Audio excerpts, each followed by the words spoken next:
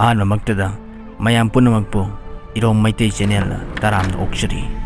ngasidi nungtigi tawriba thabaksingda eikhoina changdaba yadraba posak amagi matangda mayamda share tawjage madudi Panch Tulsi premium Panch Tulsi si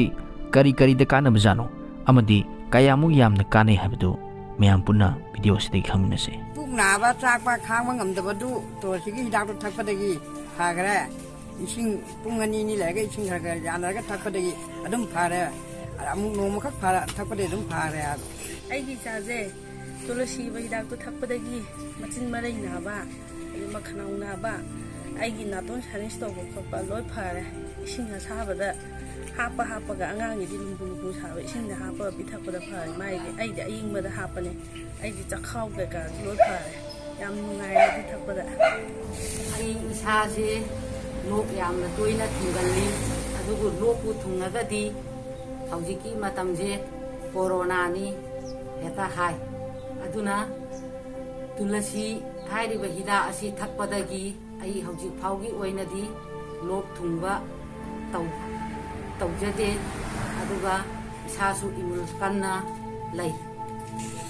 ai hana bp yang wangjarami adugo ai tulsigi dakse sangnai na thakchabadagi ai hujing normal leire andaki leina leichakki mayam nana bache yahaude sangnai na noktin mayam tawaga so ai mata yawja haude sigi dakse sangnai na thakpadagi khare hujiki bp si normal leichare hakchang manunggi oibada chakhaunaba khaunaunaba chillai chathatpa sinus tawba